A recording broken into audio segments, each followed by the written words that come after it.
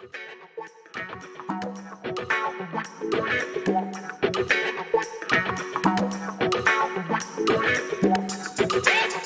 warahmatullahi wabarakatuh. Petir bukan sembarang petir. Petir menyambar sebuah batu. Terima kasih Bapak Ibu yang sudah hadir. Saya ulangi, Assalamualaikum warahmatullahi wabarakatuh.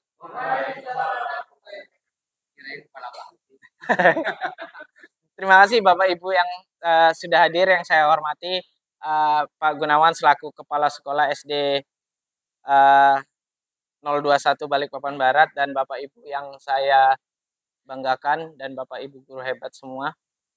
Izinkan hari ini saya untuk menyampaikan diseminasi atau pengimbasan pemahaman dan pengamalan penerapan budaya positif di sekolah. Jadi sebelum memulai mungkin ada sambutan sepatah dua kata, boleh juga panjang oleh perwakilan atau yang mewakili, yaitu Pak Gunawan selaku Kepala Sekolah SD 021 Balikpapan. Silakan Pak. Tidak sepatah dua kata ini. Sama materinya biasa ini. Saya berdiri Bapak Ibu. Ya. Assalamualaikum warahmatullahi wabarakatuh. Waalaikumsalam warahmatullahi wabarakatuh. Terima kasih Bapak Ibu sudah hadir, dan ini sama-sama kita pada hari ini kita memiliki kesempatan kesehatan hadir di tempat ini menambah tubuh kita.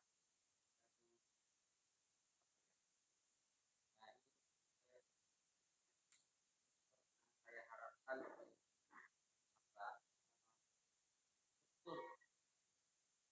ini dipahami, karena memang saya pun menjadi guru penggerak, materi yang saya dapatkan dan sangat bagus untuk menerapkan budaya itu. Kalau budaya itu memang harus lama, jadi tahapannya lama baru bisa budaya, tidak kayak 2 hari 3 hari. Kalau sudah budaya itu Bapak Ibu itu aman. Nah, contohnya saja Bapak Ibu, kalau kita mau lihat anak-anak kita budaya, yang contoh saja ketika kita tidak ada, gampang dilihat, ketika kita tidak ada, anak-anak itu kalau kita tidak hadir itu, kalau tidak ada tuh, kalau tempat saya di tidak membudaya. Jadi kalau kita tidak ada, itu anak-anak itu dia berubah, dia berubah kan itu sudah budaya, berarti sudah kita maaf berarti itu biasa ala biasa saya mohon karena ini itu budaya di sekolah kita. Jadi ada nanti kita akan buat keyakinan kelas ya, keyakinan kelas awalnya ini perhatikan karena ini nanti saya terapkan di sekolah saya.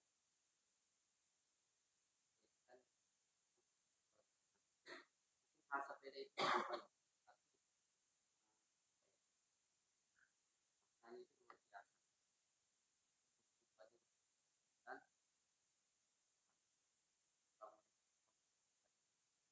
Waalaikumsalam warahmatullahi wabarakatuh. Terima kasih Pak Gunawan atas sambutannya. Izin Bapak Ibu, di sini maksud saya bukan untuk menggurui, hanya saja memang kewajiban dari calon guru penggerak untuk melakukan pengimbasan, menyampaikan hal ini ke guru-guru. Mungkin karena gosipnya calon guru penggerak ini sampai angkatan 11 Pak, jadi mungkin takut nggak tersampaikan semua atau menjadi guru penggerak sekalian, jadi dilakukan pengimbasan.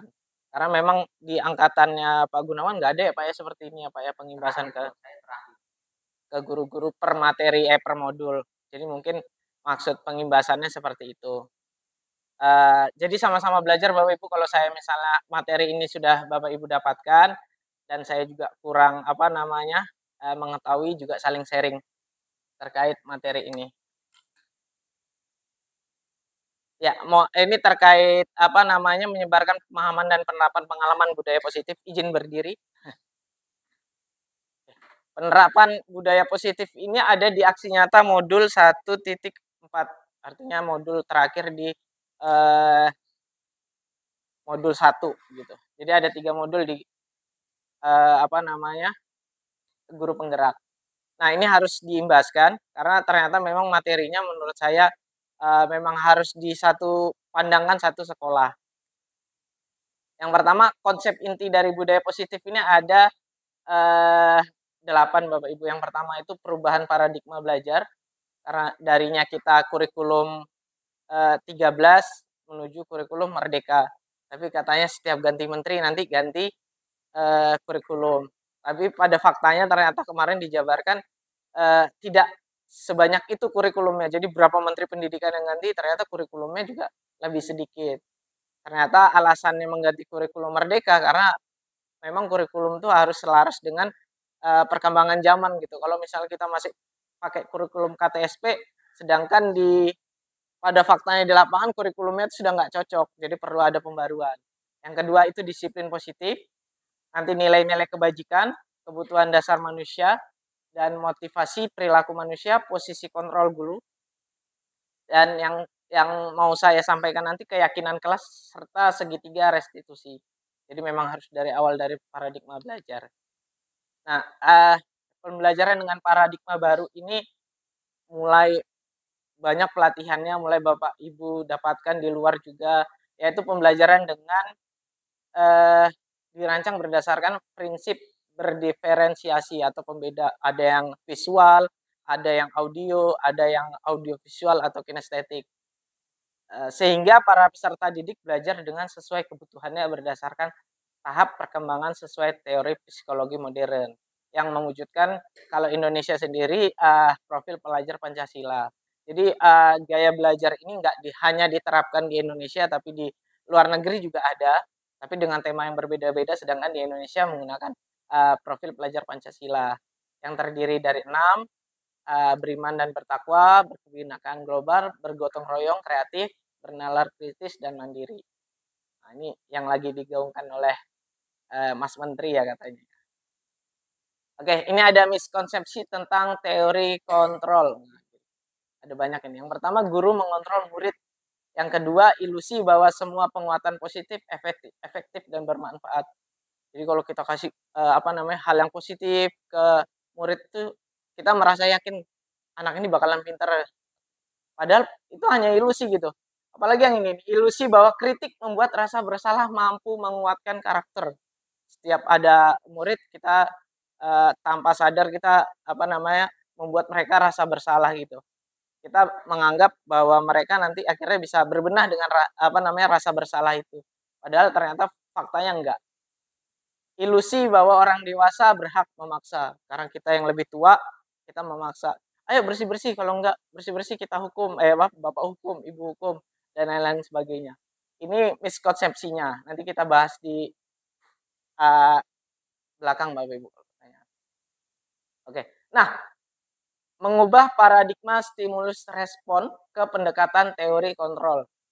Ini respon kita terhadap murid kita sekarang, dan ini seharusnya yang harus kita kendalikan atau teori kontrol. Yang pertama ada realitas atau kebutuhan kita sama. Ternyata pada faktanya realitas atau kebutuhan kita berbeda. Tiap murid, tiap guru, tiap anak-anak itu mempunyai kebutuhan yang berbeda-beda. Kemudian semua orang melihat hal yang sama. Karena kita guru, kita anggap semua anak itu sama semua. Padahal pada faktanya, setiap orang memiliki gambaran yang berbeda. Si A punya potensi yang berbeda-beda dengan si B. Yang kedua, kita mencoba mengubah agar berpandangan sama dengan kita. Agar orang berpandangan sama dengan kita. Pokoknya harus punya saya ya. Atau si A ini harus ikut saya. Padahal seharusnya kita berusaha memahami pandangan orang lain tentang dunia. Jadi perspektif Bapak Ibu guru pasti berbeda. Perilaku buruk dilihat sebagai satu kesalahan gitu. Melakukan hal buruk. Teori kontrolnya semua perilaku memiliki tujuan. Jadi misalnya anak melakukan merokok di sekolah, Kita melihat itu adalah sesuatu yang buruk. Padahal di pikiran si anak, bukan di pikiran kita ya, karena faktanya memang buruk. Di pikiran si anak, dia memiliki tujuan yang lain gitu. Mungkin merokok itu sesuatu yang asik atau enak, saya kurang tahu juga. Orang lain bisa mengontrol saya. Padahal pada teori kontrolnya, hanya Anda yang bisa mengontrol diri Anda. Pada faktanya kita sendiri. Saya bisa mengontrol orang lain. Mungkin kalau atasan bisa ya. Pada faktanya Anda tidak bisa mengontrol orang lain. Walaupun menjadi atasan atau murid ke guru, kita nggak bisa mengontrol murid kita. Karena mereka punya ini tadi daya kontrol sendiri. Yang bisa kita lakukan adalah mengarahkannya ya Bapak Ibu ya. Pemaksaan pada suatu bujukan yang gagal. Jadi kalau sudah dibujuk halus gagal, kita paksa tuh biasanya. Ya, pada faktanya gitu ya. Kolaborasi dan konsensus menciptakan pilihan-pilihan baru. Ternyata kalau kita sharing, kita ngobrol bareng, ternyata dia punya pendapat yang bagus juga. Model berpikir menang atau kalah. Pada teorinya model berpikir menang-menang.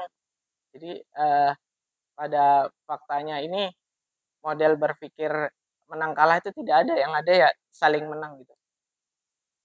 Oke, kita lanjut ke disiplin positif.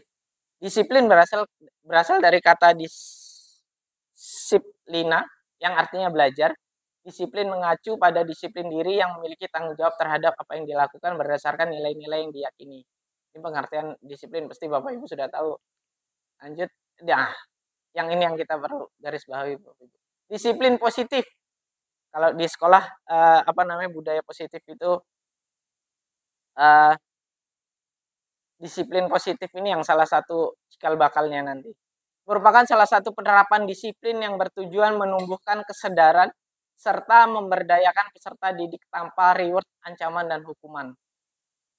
Ini yang sering kita lupakan. Yang disiplin positif itu ya seperti yang Pak Gunawan tadi bilang, tanpa ada gurunya anak-anak sudah melakukan hal-hal yang baik tanpa diberi reward, atau nanti kamu mengerjakan ini Bapak kasih tambahan nilai, atau misalnya nggak mengerjakan ini nanti dijemur dan lain-lain. Itu belum masuk ranah disiplin positif. Kalau dia sudah tanpa 3 ini, reward, ancaman, dan hukuman, berarti sudah masuk kategori disiplin positif. Sebagai pendidik, tujuan kita adalah menciptakan peserta didik yang memiliki disiplin diri, sehingga mereka berperilaku mengacu pada nilai-nilai kebijakan universal. Saya juga baru tahu ternyata ada kebijakan universal. Atau memiliki motivasi intrinsik atau dalam diri, perubahan perilaku ke arah yang lebih baik tanpa paksaan. Contoh nih nilai-nilai kebajikannya, Bapak Ibu. Nilai-nilai kebajikan itu ternyata yang bersifat universal itu tidak memandang agama, suku, dan lain-lain. Nilai yang disepakati bersama, lepas dari suku, bangsa, agama, bahasa, maupun latar belakang. Contoh, gitu. Nilai kebijakan universal, profil pelajar Pancasila apa saja? Ya ini Pak, Bu. Beriman bertakwa pada Tuhan Yang Maha Esa, berkebinekaan global, gotong royong, mandiri, kreatif, dan bernalar kritis. Ada yang umum yang biasa kita pakai di Ibu Primary Years Program, itu kebijakan-kebijakan universalnya berupa toleransi, rasa hormat, integritas, mandiri, menghargai, itu merupakan kebijakan-kebijakan nilai-nilai kebajikan.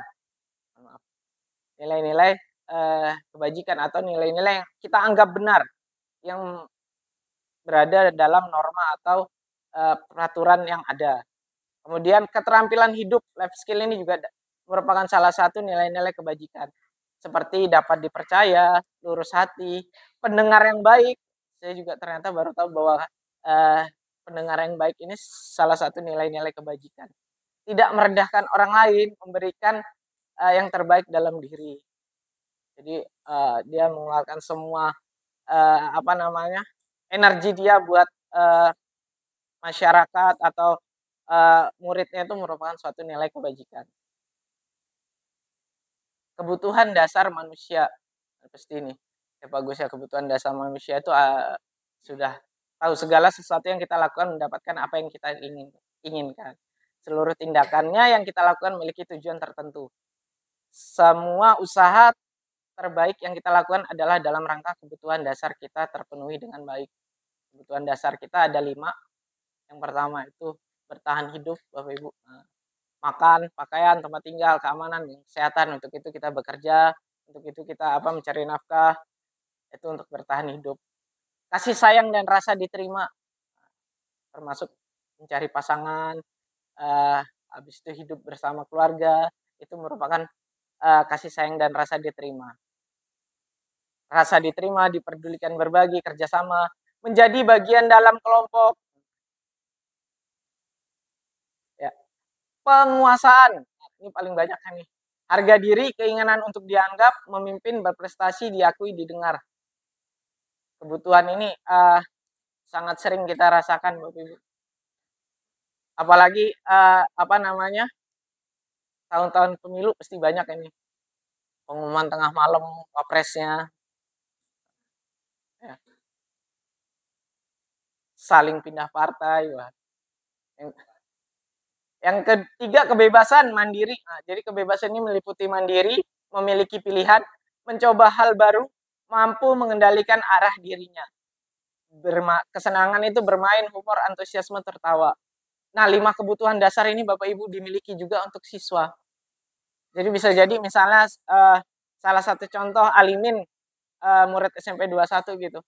Ternyata setiap pembelajaran dia ini sukanya bermain. Ternyata kebutuhan dasar dia tuh belum terpenuhi di luar. Makanya di sekolah dia rasa itu muncul lagi. Atau misalnya di kelas saya Gabriel misalnya, dia jarang masuk kelas gitu. Ternyata kebutuhan dasar manusianya itu yaitu mandiri. Dia nggak pengen dikekang sama siapapun dan lain-lain. Nah, kebutuhan dasar manusia ini bisa menjadi hal positif, bisa menjadi hal negatif tadi itu. Yang jelas di dalam diri setiap manusia, menurut Ki Hajar Dewantara juga, 5 kebutuhan dasar ini pasti ada. Entah dia bernilai positif atau negatif. Serta motivasi perilaku manusia. Nah, ini yang pasti, yang intrinsik ini yang dari dalam diri ya Pak, Bapak Ibu ya. Ada satu saja untuk menjadi orang yang mereka inginkan dan menghargai diri sendiri dengan nilai yang mereka punya. Biasanya orang mau sukses atau mau apa, dia ada motivasi intrinsiknya. Sedangkan yang dari luar, untuk menghindari ketidaknyamanan atau hukuman. Jadi misalnya Bapak Ibu, jangan menggunakan seragam ya, tidak boleh baju dikeluarkan. Nah, itu kan biasa motivasi dari luar ya. Tujuannya apa? Untuk menghindari ketidaknyamanan atau hukuman. Yang kedua adalah untuk mendapatkan imbalan penghargaan dari orang lain. Jelas 2 ini aja Bapak Ibu. Karena ada reward dan ada punishment. Ada imbalan, ada hukuman. Motivasinya 2 kalau anak-anak. Mengerjakan PR, mengerjakan soal dapat 100, ya tujuannya untuk mendapatkan nilai. Kalau misalnya dapat 0, ya dapat 0 pasti dia dapat hukuman atau ketidaknyamanan secara umum. Nah, ini tadi ada tiga hal yang guru penggerak harus lakukan dan didiseminasikan ke Bapak Ibu atau diimbaskan ke Bapak Ibu adalah menghilangkan ini Bapak Ibu, hukuman dan konsekuensi, dipindah ke restitusi. Hukuman itu munculnya itu tidak terencana atau tiba-tiba, karena kita emosi, karena kita marah, akhirnya muncul hukuman itu. Murid tidak tahu apa yang terjadi atau dilibatkan. Jadi murid langsung dihukum sebagai si pembuat rasa bersalahnya atau terhukumnya, bersifat satu arah. Jadi tidak mau mendengar muridnya, langsung menyalahkan muridnya. Berupa hukuman fisik atau psikis. Kalau konsekuensi ini kebanyakan kita sebagai guru atau juga saya itu sering berada dalam hal yang ini. Menganggap saya sudah melakukan hal ini, ternyata masih dalam tahap ini. Yaitu terencana disepakati oleh suatu peraturan, murid tetap dibuat merasa tidak nyaman.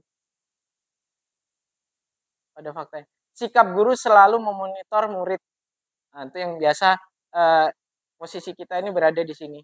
Saya pun juga awal-awal guru penggerak ternyata materinya baru tahu saya berada di posisi itu. Sedangkan restitusi adalah proses menciptakan kondisi bagi murid untuk memperbaiki kesalahan. Jadi dia berproses.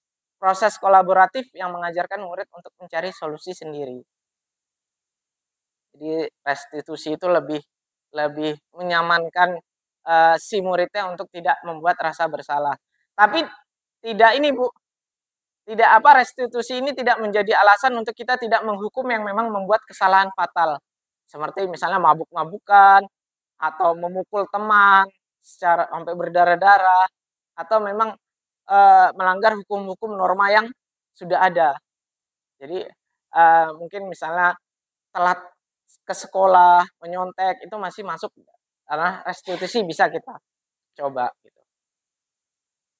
Nah, dari 3 ini Bapak Ibu tercetuslah 5 posisi kontrol guru. Yang pertama itu penghukum. Penghukum ini ya Bapak Ibu tahu ya, si anak langsung dihukum. Ada yang pembuat rasa bersalah. Rasa bersalah ini gara-gara kamu nih, Ibu jadi nggak bisa ngajar di kelas ini gara-gara ngurusin kamu aja. Si anak merasa bersalah nih, aduh gara-gara saya ibunya nggak bisa masuk kelas. Atau teman gitu. Kalau teman ini sering kita lakukan, coba ya nak ya dikerjakan lagi ya, biar nanti kita bisa sama-sama enak ini belajarnya dan lain-lain. Nah itu kalimat-kalimat yang seakan-akan kita menjadi temannya gitu. Kalau pemantau, satu contoh misalnya si A tidak membawa atribut sekolah gitu. Ternyata saya mengingatkan ke muridnya, ya udah nak, besok jangan diulangi lagi. Silakan beli di koperasi. Nah, itu bagian dari pemantau. Sedangkan manajer itu dia sebagai pengarah saja. Nanti tapi kontrol paling tinggi di sini Bapak Ibu. Sebagai manajer. Nanti ada contohnya. Oke. Contoh penerapan 5 posisi tadi. Oke, kasusnya siswa tidak memakai atribut secara lengkap saat upacara bendera. Ini beda-beda kalimatnya ya. Kalau penghukum, ya udah silakan baris di lapangan, hormat kepada bendera selama 1 jam. Ini penghukum. Karena jelas dia menghukum ya Bapak. Membuat rasa bersalah. Berapa kali sudah ibu harus kasih tahu kamu selalu mengecewakan ibu. Aduh, gara-gara saya nggak pakai seragam, akhirnya si ibu kecewa atau bapak kecewa. Nah, membuat rasa bersalah. Macam-macam bisa gara-gara kamu bapak jadi terlambat ini, gara-gara kamu bapak nggak ikut rapat ini, anak-anak nanti nggak bisa olahraga ini, kadang-kadang gitu. Atau gara-gara kamu nggak pakai seragam satu kelas nggak usah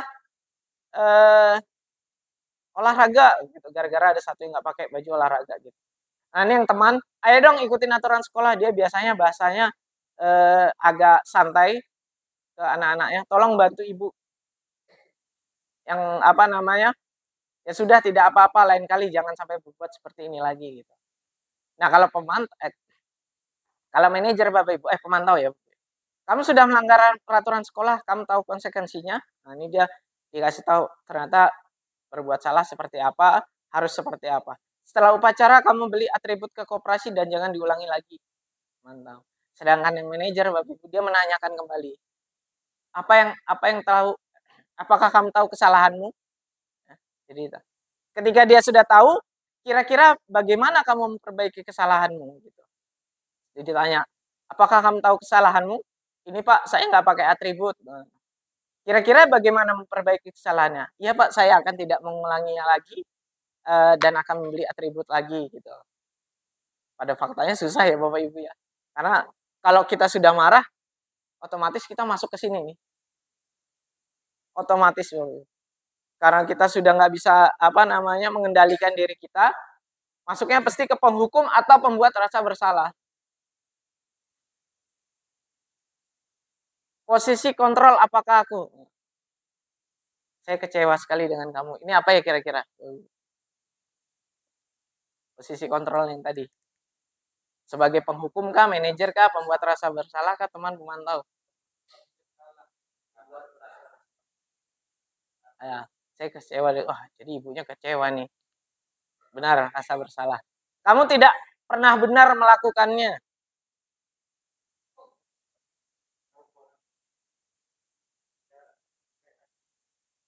Penghukum bisa, membuat rasa bersalah juga bisa. Nggak mesti kalimat itu bisa di dalam di dalam sebuah kasus Bapak Ibu bisa jadi ada 2 atau 3 Bapak Ibu, posisi kontrolnya. Misal di awal dia menghukum, habis itu dia membuat rasa bersalah, habis itu terakhir dia sebagai manajer bisa. Karena apa yang dia lakukan, misalnya saya sudah terlanjur marah, saya melakukan ini. Terus kita ingat nih, aduh ternyata itu nggak benar, bisa juga masuk ke manajer dalam satu adegan atau dalam satu waktu. Posisi kontrol apakah aku? Apa rencanamu untuk menyelesaikan masalah ini? Ya manajernya Bapak Ibu yang gampang. Jadi murid itu diberikan untuk menyelesaikan masalahnya sendiri. Ini Bapak Ibu, ayolah lakukan demi Bapak Ibu ya. Wah, ya benar Bu. Bu Ipa benar. Bahasanya lebih Ya, lebih. Kamu tidak pernah mendapat nilai jika tidak mengerjakan tugas. Benar, penghukum. Karena langsung menghukum siswanya. Oke. Lanjut yang ke pembahasan ke-6. Cepet aja sekali. Keyakinan kelas. Nah, ini yang mau saya yang sudah saya praktekkan tadi pagi dan mudahan nanti bisa diaplikasikan juga ke Bapak Ibu. Karena ternyata di YouTube dan di PMM itu sudah banyak keyakinan kelas. Mengapa keyakinan kelas? Pertanyaan gini Bapak Ibu, mengapa keyakinan kelas bukan peraturan kelas? Pak Angga mungkin tahu Pak. Kenapa disebut keyakinan kelas? Ini lagi musim ini. Keyakinan kelas. Ya, benar Bu. Biasa kalau peraturan kelas itu dari guru atau dari sekolah aja. Satu sisi. Peraturan sekolah, berarti peraturannya buat sekolah. Bukan pernah mendengar dari si anaknya dan lain-lain. Ya, keyakinan kelas itu adalah kesepakatan bersama dengan murid. Ya, biasanya kalau di kelas, Bapak Ibu ngomong ini, kita buat kesepakatan kelas ya Bapak Ibu.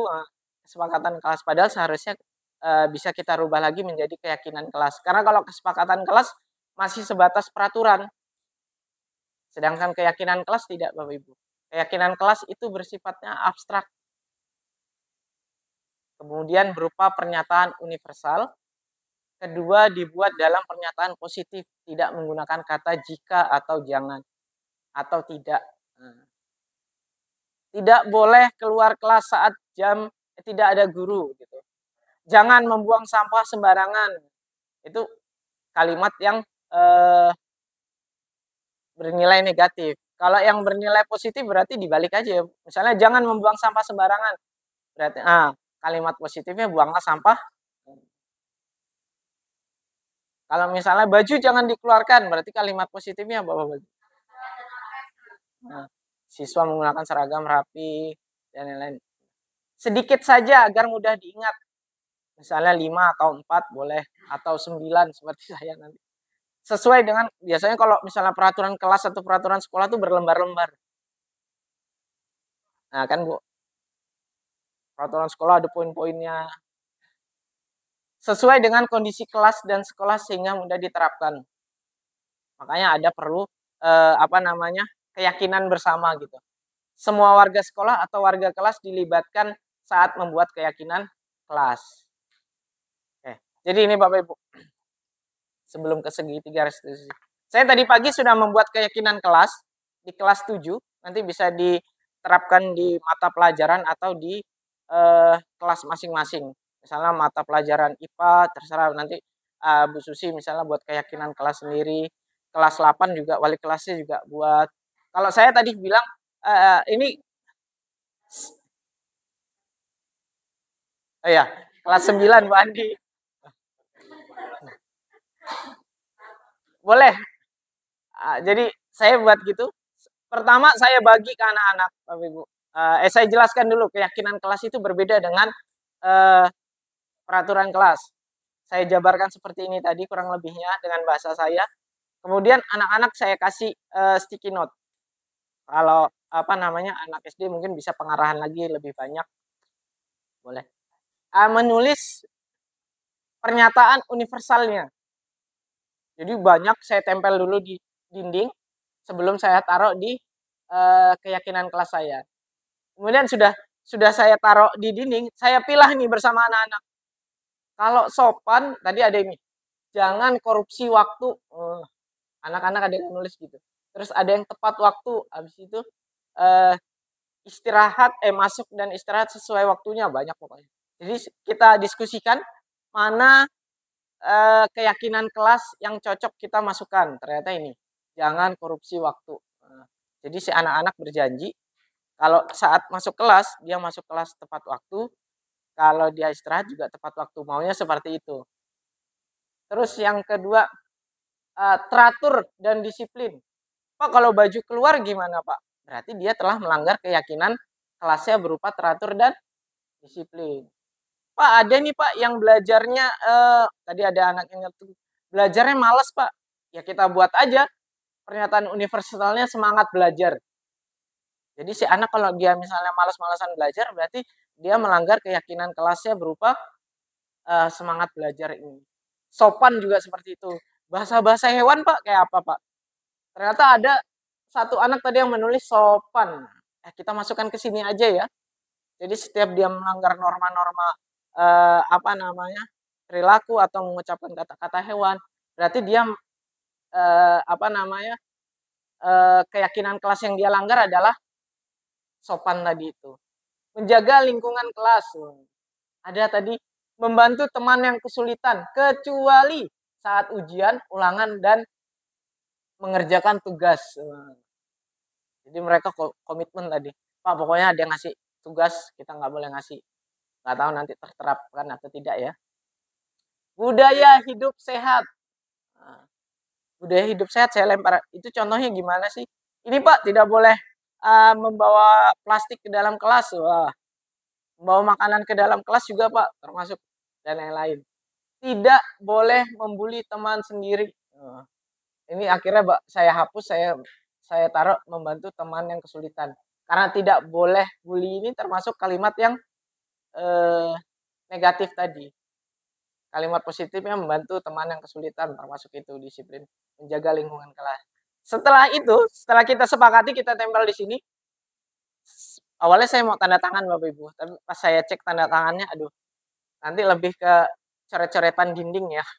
Jadi biar unik, saya kasih tinta cat dinding, cat lukis, saya taruh tangannya mereka semua, jari-jari. Jadi ini misalnya tanda cap 3 jari, 1 jarinya anak-anak. Ya. Ini Indra ini, kayaknya jempol kaki tadi. Enggak. Tetap lewat ini. Ada yang pakai kelingking. Ini biar adil. Jadi ketika siswanya sudah tanda tangan, sudah menyepakati bersama, kalau dia melanggar, berarti keyakinan kelasnya yang sudah dilanggar tadi. Dirusak tadi. Oke, kemudian itu pembentukan keyakinan kelas. Nanti bisa diterapkan di kelas maupun di pembelajaran. Bisa juga ini Bapak Ibu. Kemarin saya tanya, Pak, kalau misalnya dipakai di sekolah boleh? Kalau sekolahnya kecil, enggak silakan gitu. Misalnya jadi kesepakatan, bukan kesepakatan kelas, tapi kesepakatan sekolah. Jadi ada tanda tangan seluruh warga kelas, warga sekolah, termasuk kantin dan yang lain. Keyakinan sekolahnya juga ditambah misalnya kebersihan. Jadi kantin itu tanggung jawab semua. Habis itu sampah-sampah di sekolah itu tanggung jawab semua, boleh kayak gitu. Tapi kalau saya masih dalam tahap uji coba pembelajaran yang baru saya dapatkan, keyakinan kelas dulu. Nanti kalau saya sudah pengimbasan, Bapak Ibu cocok, Bapak Ibu paham tentang keyakinan kelas, boleh kita terapkan di keyakinan sekolah tadi. Dan yang terakhir ini segitiga restitusi. Ini agak susah Bapak Ibu karena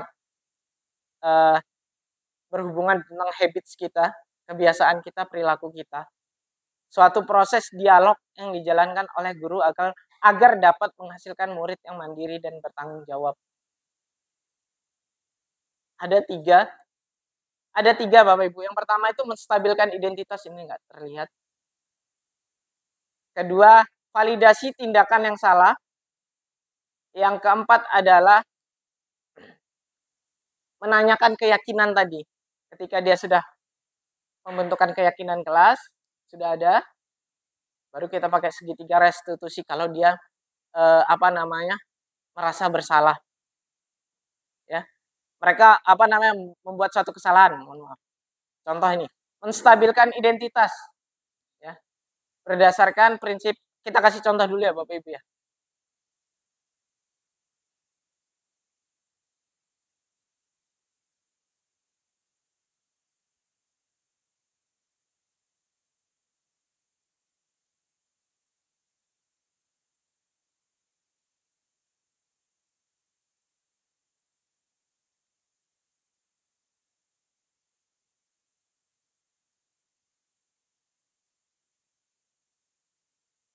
Restitusi.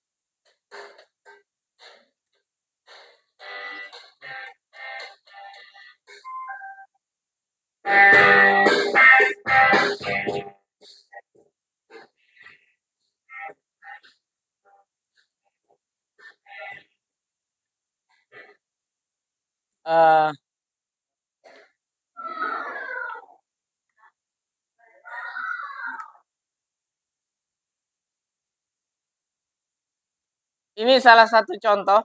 Tadi kan ada 3 ya Bapak Ibu ya, segitiga restitusi. Yang pertama adalah menstabilkan identitas. Yang kedua adalah validasi kesalahan. Yang ketiganya adalah menanyakan keyakinan. Validasi menstabilkan identitas itu tujuannya adalah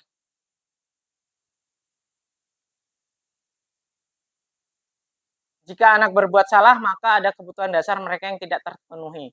Bagian dasar segitiga restitusi memiliki tujuan untuk merubah orang yang gagal karena telah berbuat kesalahan menjadi orang yang sukses. Jadi nggak harus langsung kita salahkan. Kita harus mampu meyakinkan mereka dengan mengatakan kalimat, tidak ada manusia yang sempurna. Saya juga pernah melakukan kesalahan ini gitu. Atau dia distabilkan dulu emosinya yang penting. Identitasnya dia. Ketika seorang dalam kondisi emosional, maka otak tidak akan mampu berpikir rasional. Kalau marah, atau anaknya itu merasa takut atau terancam, dia ngasih alasan-alasan yang nggak masuk akal. Jadi tugas kita sebagai guru adalah menstabilkan identitas si anak itu. Saat inilah kita menstabilkan identitas anak. Anak yang kita bantu untuk tenang mencari solusi untuk menyelesaikan masalahnya. Itu untuk setelah identitasnya stabil, baru kita validasi tindakan yang salah. Konsep langkah kedua harus kita memahami kebutuhan dasar anak berbuat kesalahan. Menurut teori kontrol, semua tindakan manusia baik atau buruk pasti memiliki maksud atau tujuan tertentu. Jadi kita tanyakan tuh kenapa dia berbuat kesalahan seperti itu. Jadi nggak langsung menghukum. Jadi segitiga restitusi ini saya rasa sangat bermanfaat sekali untuk guru-guru. Yang ketiga adalah menanyakan keyakinan. Ketika langkah 1 dan 2 sukses dilakukan, maka anak akan siap dihubungkan dengan nilai-nilai yang dia percaya. Jadi dihubungkan dari ini tadi Bapak Ibu. Ketika mereka sudah menemukan gambaran masa depannya, guru dapat membantu mereka untuk tetap fokus pada gambarannya.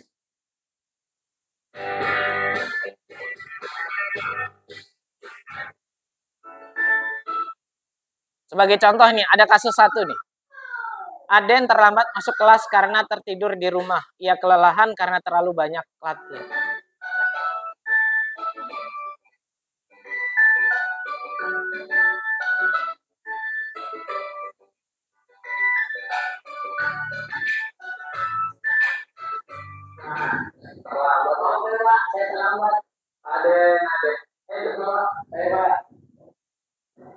Jadi gini deh, Bapak tuh senang kamu tuh modern prestasi, haji, pinter. Saya juga tahu kamu tuh banyak kegiatan di luar, kayak school. Mungkin itu kamu yang buat kamu susah tidur atau lelah. Jadinya, ya Pak, saya setuju. Nah, namun saya juga harus mengingatkan deh, bahwasannya terlambat sekolah itu tindakan yang salah.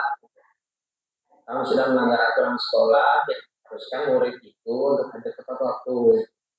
Nah, jadinya kamu juga melewatkan pelajaran-pelajaran dan mengganggu konsentrasi temanmu yang sudah masuk.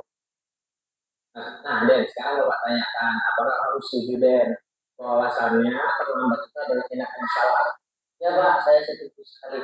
Nah, apa alasan kamu, Den, sehingga kamu terlambat masuk hari ini? Saya di rumah Pak, saya lihat kamu jalan ada. Lalu apa yang kamu lakukan untuk memastikan kamu tidak terlambat lagi ke sekolah? Saya akan disiplin dalam mengatur bangun jam tidur dan bangun saya Pak. Saya akan juga memasang alarm dan akan memastikan tidak akan menekan tombol pause, dan saya akan meminta bantuan kepada orang tua saya atau saudara saya untuk membangun saya dari tidur saya. Oke, kalau gitu silahkan kamu kembali ke kelas besok jangan diulangi lagi ya. Ya Pak. Udah.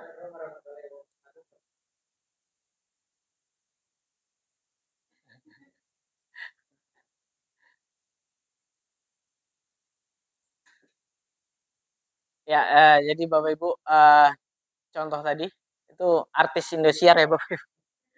Sinetron Ajab kemarin dipakai itu. Gurunya ya, ya film religi yang menangis-nangis. Oke, menstabilkan identitas. Di video tadi Aden itu terlambat. Kemudian tugas saya adalah menstabilkan identitasnya. Jadi kita buat dulu dia merasa tenang dulu. Jadi di awal saya puji atau saya karena dia sudah tahu biasanya terlambatnya seperti apa gitu. Misalnya Aden tadi karena terlambatnya banyak kegiatan di luar. Jadi kamu tuh anak pintar, kamu tuh anak baik, tapi kenapa kok terlambat masuk sekolah gitu. Jadi kita harus validasikan anak itu bisa tenang dulu. Bapak lihat kamu tuh berprestasi, jadi si anak tuh merasa tenang, identitasnya stabil. Ya sambil dibagikan Bu konsumsinya Bu. Tunggu-tunggu nah. Dari tadi, ya silakan. Saya sampai terus. Tidak ada manusia yang sempurna. Wah, ini kalimat-kalimatnya boleh nanti dijabarkan sendiri. Bapak Ibu juga pernah melakukan hal itu. Bapak Ibu tidak mencari siapa yang salah, tapi ada tapinya. Bapak ingin mencari solusi dari permasalahan ini. Kamu berhak merasa begitu. Boleh kalimat-kalimat yang menenangkan siswa terlebih dahulu. Jangan langsung menghakimi. Kemudian validasi tindakan yang salah. Berdasarkan prinsip setiap perilaku berupaya memenuhi satu kebutuhan tertentu. Ada maksud tujuannya. Ini sudah validasi kesalahan ini mulai ke pertanyaan gitu. Kenapa sih kamu ngerokok? Kenapa sih kamu ini? Kenapa sih kamu terlambat? Kamu pasti punya alasannya. Kita kepoin. Kepoinnya di sini. Validasi tindakan yang salah. Kamu pasti punya alasan mengapa melakukan hal itu. Ini Pak, bangun saya kesiangan. Habis tadi dipuji-puji, habis itu distabilkan identitasnya, baru ditanyain. Padahal kamu bisa melakukan yang lebih buruk dari yang ini ya. Tapi gitu. Kamu patut bangga karena telah melindungi sesuatu yang penting buatmu. Misalnya dia Alimin kelahi dengan si Aden gitu. Alimin kelahi sama si Aden. Ternyata Alimin kelahi karena membela Kanis gitu. Nah, walaupun kelahinya itu sesuatu yang salah, kita apresiasi dulu. Kamu patut bangga karena telah melindungi sesuatu yang penting buatmu. Sebelum ke validasi, menanyakan keyakinan tuh boleh. Kamu melakukannya karena mempertahankan sesuatu yang penting bagi kamu. Jadi kesalahannya itu harus dibentuk. Dan yang terakhir, baru kita tanya ini Bapak Ibu. Ini titik baliknya dari tadi, yang kita pakai teori manajemen tadi. Berdasarkan prinsip teori kontrol, bahwa pada dasarnya kita termotivasi secara intrinsik. Biasanya dari luar. Dari dalam diri kita kurang, biasanya motivasi kita dari luar. Contoh yang paling sederhana, kalau misalnya kita punya anak, wah, kita kerjanya malas-malasan, begitu punya anak mesti rajin. Atau ada yang kita nafkahi, atau misalnya yang bujang terus tiba-tiba nikah, itu motivasi dari luarnya itu tinggi gitu. Begitu juga untuk si anak gitu. Apa keyakinan kelas kita? Ditanyakan kembali. Kalau ini Pak, keyakinan kelas kita yang saya langgar adalah teratur dan disiplin Pak. Saya tidak disiplin atau saya tidak teratur, tidak tepat waktu Pak. Saya korupsi waktu Pak karena saya terlambat. Kira-kira hal apa yang harus kamu benahi? Baru langsung ditanya gitu. Nilai-nilai apa yang disepakati bersama? Seperti apa gambaran sebuah kelas yang ideal menurut kamu? Ini kalau dia melakukan kesalahan di kelas, kamu ingin menjadi seorang seperti apa? Misalnya tadi, Den, kira-kira nanti kamu ingin menjadi apa? Saya menjadi polisi, Pak. Kira-kira kalau polisi terlambat, misalnya ada penjahat melakukan kejahatan, kamu tahu eh, kejahatannya di sana. Tapi kamu terlambat ke sana, apa yang kamu rasakan? Rugi, Pak. Orang yang penjahatnya keburu kabur dan lain-lain. Jadi dia harus diyakinkan sembari dia memberikan jawabannya sendiri, bukan kita Bapak Ibu yang memberikan jawaban, tetapi si anak tadi. Biarkan anak mencari jawabannya, menggali sendiri, kita ngarahkan aja. Dan sebagai penutup, dalam penerapan program disiplin positif, hendaknya guru memiliki standar kepribadian, profesional, dan sosial yang baik, di mana guru mampu merefleksi dirinya dalam posisi kontrol saat ini. Bagaimana perjalanan dirinya sebagai among atau manajer yang menuntun murid-muridnya menjadi insan yang mandiri, merdeka, bertanggung jawab sesuai standar nasional pendidikan. Jadi yang diharapkan itu Bapak Ibu memiliki kepribadian, profesional, sosial yang baik, di mana guru mampu merefleksikan diri. Pas aja nih. Oke, sedikit Bapak Ibu, sekalian bukan promosi ya Bapak Ibu. Boleh nanti karena Pak Gun juga nanti bisa mendiskusikan dengan kepala sekolah. 2 November nanti itu ada premier sebuah film. Tadi sudah ngomong ke Pak Badar juga. Sebuah film, Pak. Judulnya itu sangat bagus, judulnya Budi Pekerti. Ini menggambarkan disiplin positifnya Bapak Ibu. Saya rasa itu guru harus atau wajib nonton film itu di bioskop. Judulnya Budi Pekerti. Dia bercerita tentang seorang guru BK. Wah, Pak David. Ya. Guru BK yang dia niatnya itu pergi ke pasar untuk membeli kue. Karena kuenya itu laris. Antri, jadi dibagikan antrian. Satu ketika ada antrian yang robot nih. Jadi saya ngambil 2 antrian buat saudara saya. Ibu gurunya tuh lihat. Ditegur lah. Ditegur dengan emosi. Enggak, pokoknya saling emosi. Akhirnya ada yang memviralkan. 20 detik saja. Akhirnya dimasukin ke internet, viral, gurunya mau dipecat. Jadi film itu bagus. Judulnya Budi Pekerti, yang main itu Prilly dan kawan-kawan, saya juga lupa. Jadi mungkin nanti bisa nonton bareng Pak Gun sama guru-guru di sana, SD dan SMP kalau misalnya mau. Karena di film itu menggambarkan refleksi kita sebagai guru. Kalau mau nunggu bajakannya biasanya lama, Pak. Jadi kita mending sekaligus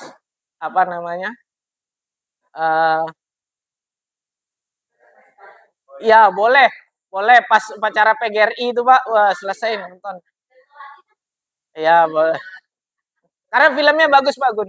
Saya 100% saya jamin. Sebenarnya. Iya, mas waktu makan siang. Kita tutup dulu ya nanti. Mungkin itu. Oke, ini nggak usah. Saya tutup buah duren, buah selasi. Untuk Bapak Ibu yang keren, cukup sekian, terima kasih. Wassalamualaikum warahmatullahi wabarakatuh.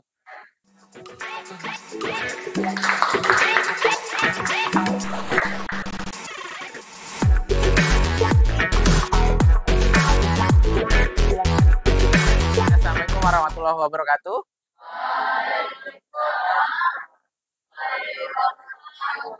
Selamat pagi.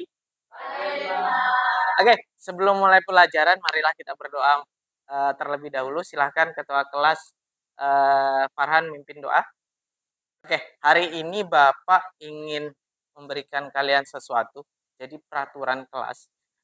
Kita akan buat keyakinan kelas. Namanya keyakinan kelas, bukan peraturan. Ada yang tahu nggak keyakinan itu apa? Maksudnya keyakinan kelas.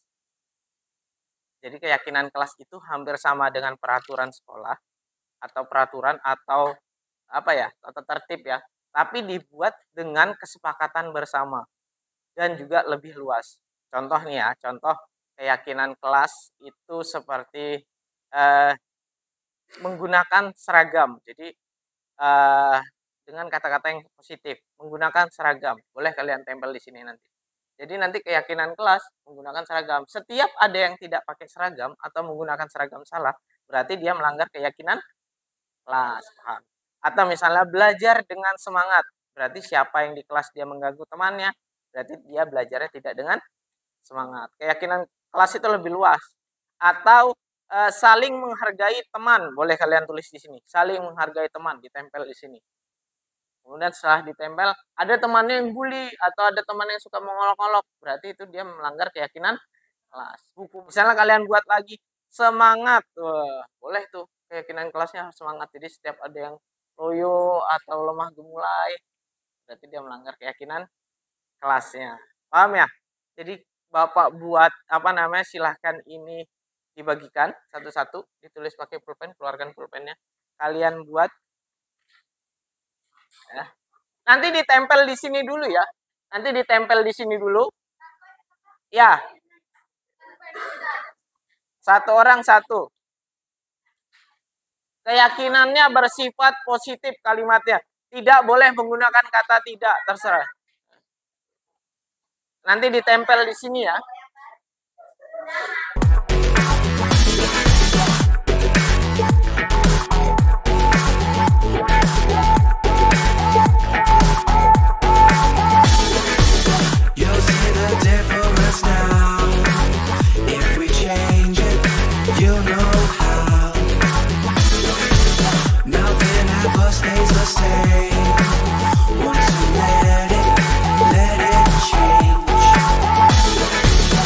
It's like a family tree, part of you and part of me. And if we should separate, go your own way, I won't wait. Baik, kalau sudah kalian menulis ini semua, sekarang kita pilah sesuai dengan yang sama kita jadikan satu. Misal ini disiplin. Disiplin kita pindah ke sini dulu. Berapa orang yang milih disiplin? Disiplin lagi.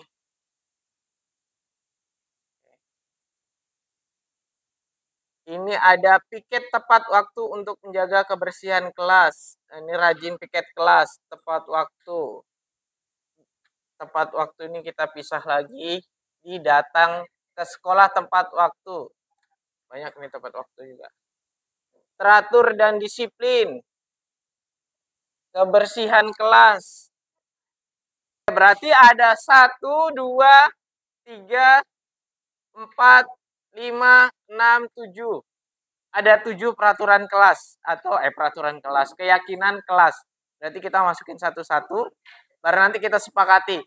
Kita melaksanakan itu atau tidak. Pertama disiplin. Teratur dan disiplin kita masukkan atau enggak ini? Masukin ya. Berarti harus disiplin. Ini Bapak tulis dulu kelas. Kelas berapa ini? 8 ya? Keyakinan kelas 8 SMP Negeri 21 Balikpapan. Yang pertama teratur dan disiplin. Penandatanganan bersamanya nggak usah pakai tanda tangan. Bapak yakin tanda tangannya ya terlalu ada seninya lah. Terlalu bagus. Jadi kita akan menggunakan cat warna. Bapak boleh ya.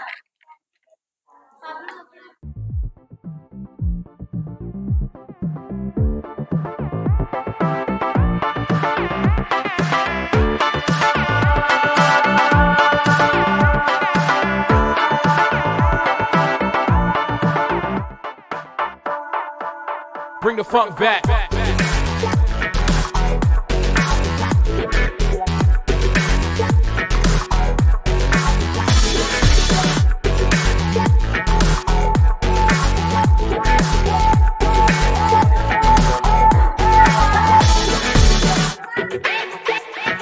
Duduk dulu.